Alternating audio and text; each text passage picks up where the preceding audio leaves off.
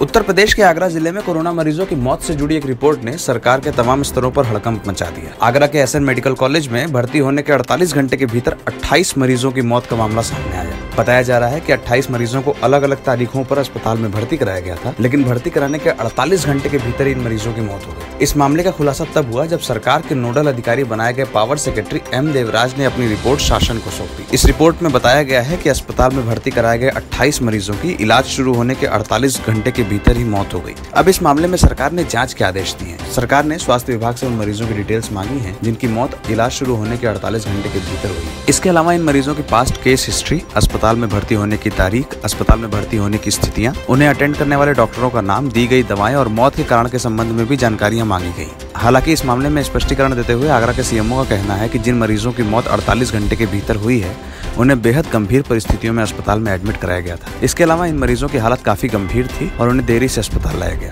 इस कारण इन मरीजों की मौत 48 घंटे के भीतर हुई है। वहीं डीएम प्रभु नारायण सिंह का कहना है कि शासन स्तर पर इस मामले की रिपोर्ट मांगी गई है।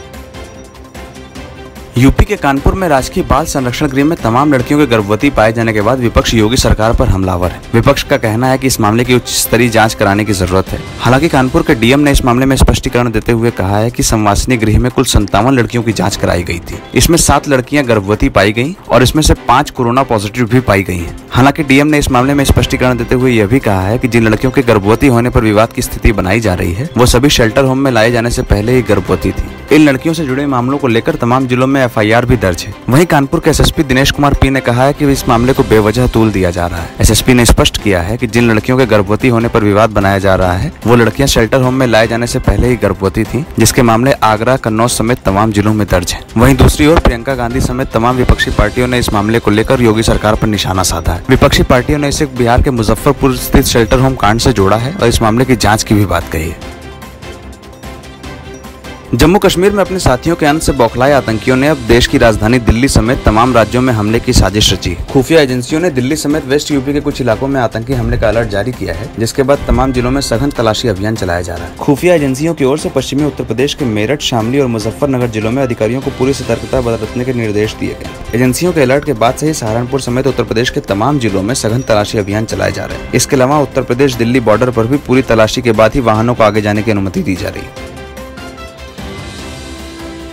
उत्तर प्रदेश के गोंडा जिले में कोल्ड ड्रिंक की बोतल में कॉन्डम मिलने के बाद स्थानीय लोगों में दहशत का माहौल है। कोरोना के काल में कोल्ड ड्रिंक की बोतल में कॉन्डम मिलने को बड़ी लापरवाही माना जा रहा है। एक और जहां स्थानीय लोगों ने इस मामले की जांच की बात कही है, वहीं दुकानदारों ने कोल्ड ड्रिंक की तमाम बोतलों को क्षतिग्रस्त कर दिया है। बताया जा रहा है कि 21 जून को गोंडा के वजीरपुर बाजार में कुछ लोग कोल्ड ड्रिंक की बोतल लेने के लिए एक दुकानदार के पास पहुंचे थे। यहाँ 200 ml की स्प्राइट की बोतल में कॉन्डम और दूसरी बोतल में जलजीरा का पाउच मिला। इस तरह कई अन्य बोतलों में भी खाने पीने के सामान मिले, जिसके बाद लोगों ने इसकी शिकायत दुकानदार से की। कोरोना के संक्रमण काल के बीच कोल्ड ड्रिंक की बोतलों में इस तरह का सामान मिलना लोगों के लिए परेशानी का सबब बन गया है। दुकानदारों ने कोल्ड ड्रिंक की तमाम बोतलों को क्षतिग्रस्त कर दिया है और इस मामले की शिकायत करने की बात कही। वहीं स्थानीय लोगों का कहना है कि सरकार को इस मामले की उच्च स्तरीय जांच करानी चाहिए, जिससे कि लोगों के स्वास्थ्य पर कोई और नुकसान ना पहुंच सके। अंतर्राष्ट्रीय सीमा पर भारत और नेपाल के बीच विवाद की स्थिति बनने के बाद नेपाल के कुछ अधिकारियों ने एक कोरोना मरीज का शव भारतीय इलाके में दफना दिया। इस मामले को लेकर भारतीय अधिकारियों ने नेपाल के सामने कड़ी आपत्ति जताई, जिसके बाद नेपाल के अधिकारियों ने शव को बाहर निकालकर दूसरी जगह दफनाने की बात स्वीकार कर ली। ये पूरी घटना दुधवा टाइगर रिजर्व इलाके में हुई, जहाँ कोरोना मरीज के शव को दफनाया गया था। इस मामले की जानकारी मिलने के बाद जिला प्रशासन में हड़कंप मच गया। मामले की जानकारी तत्काल उच्च अधिकारियों को दी गई, जिसके बाद नेपाल सरकार के अधिकारियों के सामने भी आपत्ति दर्ज कराई गई। अधिकारियों ने कहा कि अगर मरीज के शव को कोई जंगली जानवर खा लेता है या इसे बाहर निकाल देता है तो इससे इलाके में संक्रमण फैलने का खतरा है। इस मामले को तत्काल नेपाल सरकार के अधिकारियों ने स्वीकार किया और अपनी गलती मानते हुए ये कहा कि जमीन के असेसमेंट में गलती होने की वजह से शव को भारतीय इलाके में दफना दिया गया। अधिकारियों ने सहमति जताते हुए इस बात को भी माना कि वह शव को जल्दी ही इस जमीन से बाहर निकाल लेंगे और इसे दूसरी जगह पर दफना दिया जाएगा।